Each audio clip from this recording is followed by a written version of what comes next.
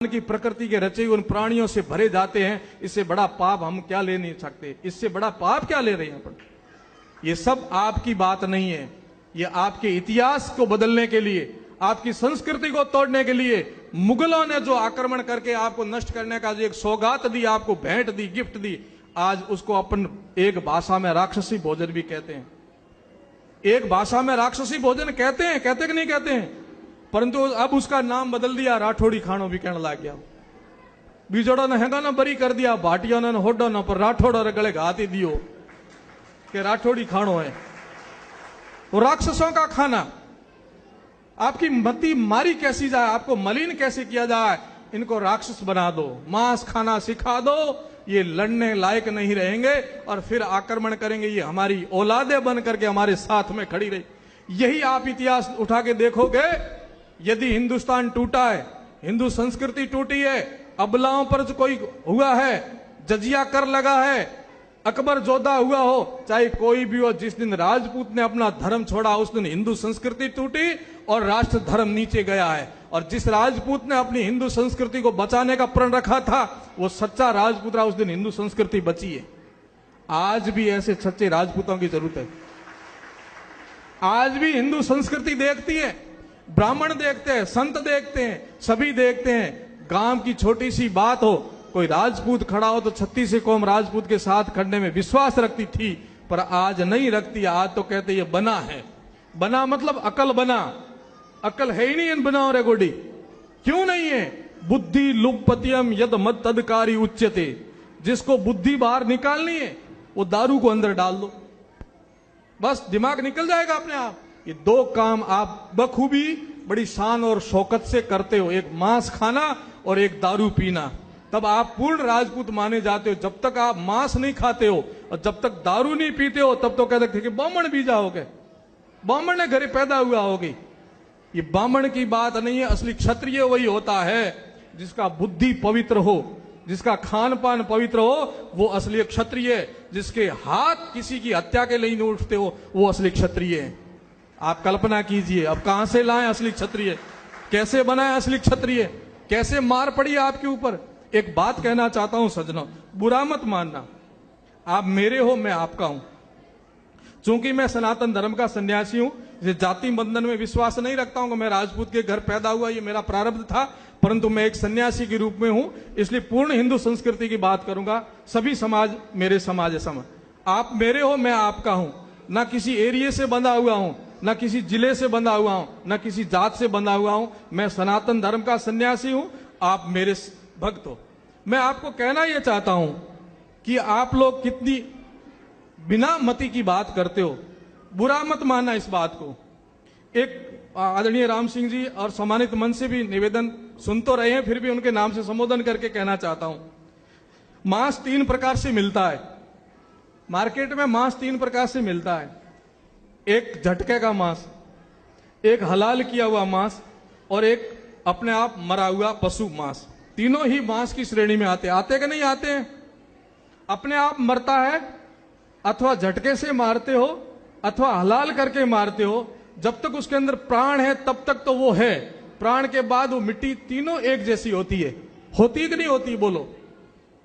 कोई भी ढूंढी उठाए थे घरे लाइन पकाइन को नहीं खाओला, परंतु झटके रो कीड़ो बड़ा शान और शौकतों खाओला। फर्क क्या आप बताओ मुझे? वो भी ढूंढी, वो भी ढूंढी, ढूंढी वो भी ढूंढी कहलाई जाएगी, परंतु आपने भ्रम में रख करके आपको कि वो तो झटके रो है, ढूंढी कौन लावे घरे, ढूंढी तो बगी उठाए, वो भी ढूंढी, वो भी ढूंढी है।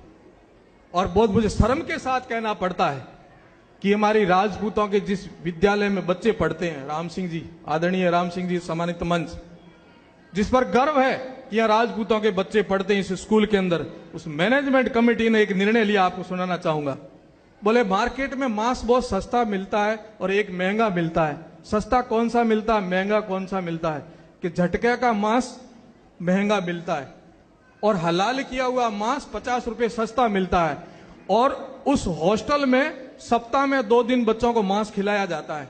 तो कहा क्यों ना अपन हलाल किया हुआ ही मांस ला करके इन बच्चों को खिला दें, जिसे 50 रुपए सस्ता आएगा। ये है आज के राजपूत, ये है आज के राजपूत। कैसे कैसे आपको राक्षस बना करके प्रस्तुत कर दिया। क्या आपका रूप था, क्या आपकी शान थी, क्या आपके अंदर स्वाभिमान था। घास की रोटी खाने के लिए तैयार थे, परंतु सोनों के थालों में खाने के लिए आपके बच्चे तैयार नहीं हुए थे।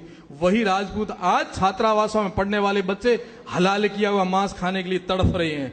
होटलों में, बड़ी बड़ी सेमिनारों में जाकर के आप जो मांस भक्षण करते हो, पता है वो किसका मांस है, कैसा मांस है? गाय का मांस है, हलाल किया हुआ मांस है।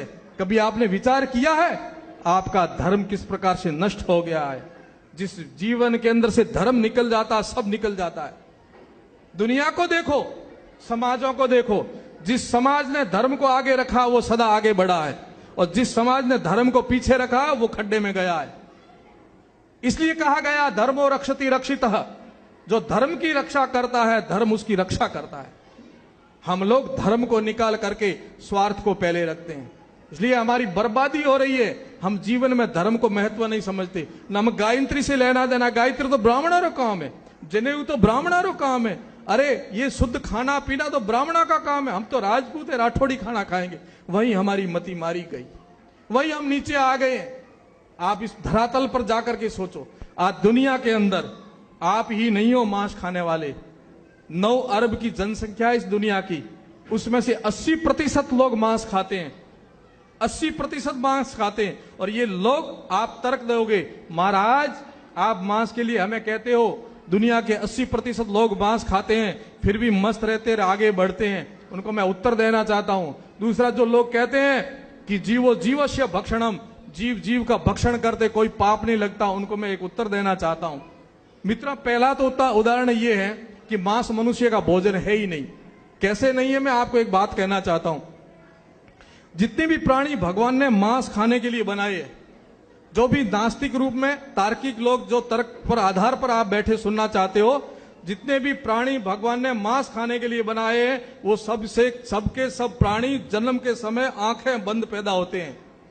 आप एक एक को देख लीजिए, कुत्ता, शेर, चीता, बिल्ली, गीदड़, शियार, जितने भी मांसाहारी प्राणी हैं वो सबके सब आंखें बंद पैदा होते हैं। और जितने शाकाहारी प्राणी हैं, वो चाहे हाथी से लेकर के बकरी तक, घोड़ा, ऊंट, मनुष्य, सबके सब जन्म के समय आंखें खुली पैदा होते हैं कि नहीं होते? आप बताओ, होते हैं कि नहीं होते हैं? ये पहला फर्क है। कुदरत ने, प्रकृति ने, भगवान ने आपको मांस खाने के लिए नहीं बनाया। दूसरा उदाहरण, जितने भी मांसाहारी प्राणी हैं वो सबके सब तीखे दांत लेके पैदा होते हैं, तीखे दांत होते हैं उनके। और जितने शाकाहारी प्राणी हैं उनके किसी के तीखे दांत नहीं होते हैं। जितने मांसाहारी प्राणी उन सबके नाखून भी तीखे होते हैं। कुत्ता, शेर, चीता, बिल्ली, सबके तीखे नाखून होंगे। और जितने भी शाकाहारी हैं, आपके मेरे देख लो चपटे हैं, घोड़े के चपटे, ऊंट के चपटे, बकरी के चपटे, भेड़ के चपटे, जितने शाकाहारी प्राणी हैं सबके नाखून चपटे होंगे। और जितने मांसाहारी प्राणी हैं वे सब जीभ से पानी पीते हैं, जीभ से। लकल आपने देखा होगा ना, जीभ से पानी पीते। और जितने शाकाहारी प्राणी हैं सब होठों से पानी पीते हैं। जितने मांसाहारी प्राणी हैं उनकी सबकी जठरा अग्नि अलग है, वो सीधा मांस अंदर पचा सकते हैं। और हम, आप लोग जो लोग मांस खाते हैं, वे लोग सीधा मांस खा नहीं सकते, मर जाओगे। आपको कोई न कोई संसाधन लेना पड़ता है। इसलिए कुदरत ने, प्रकृति ने आपको मांस खाने के लिए बनाया भी नहीं, फिर भी आप उस जमात में जा रहे हो। थोड़ा विचार करो। और दूसरा, पाप कैसा करते हो आप? आडंबर, धोखा आपके साथ बहुत। मैं आपको दोष नहीं देना चाहता हूं, आपके साथ छलावा किया गया, आपकी संस्कृति को तोड़ने के लिए, आपके धर्म को नष्ट करने के लिए आपके साथ बहुत बड़ा धोखा किया गया। और तो और आपके देवी देवताओं को नहीं छोड़ा। अब आपको यदि इस रास्ते पर लाना था तो जोग माया को बकरा चढ़ाओ, भैरू जी ने बकरो चढ़ाओ, भौमिया जी ने बकरो चढ़ाओ। उन्नी आड़ में थाने मांस खोलाने तरीको ढूंढियो। अब मेरी भी देवी कुल देवी है, मेरी देवी कुल देवी नागणीचिया है, हिंगलाज माता है। और मैं ये दावे के साथ कह सकता हूं, मैं स्वरूप नारियल, जिन्हें अभी लीलो नारियल कहा, स्वरूप नारियल ले जान माता जी रे चरणों में राख, और मैं वो आशीर्वाद प्राप्त कर सकता हूं जो आप बकरे को चढ़ा के नहीं कर सकते। तो क्यों नहीं आप लोग भी स्वरूप नारियल को चढ़ा करके मां का आशीर्वाद ले नहीं सकते क्या? परंतु आपके साथ धर्म को किस प्रकार से घुसेड़ करके आपके जीवन को नष्ट कैसे किया जाए, ये विदेशियों की चाल थी। और उसमें आप और हम सब बर्बाद हो गए। कल्पना कीजिए, माता जी के मंदिर की प्रतिष्ठा होती है, अभी पंडित जी यहां खड़े थे, किसी भी माता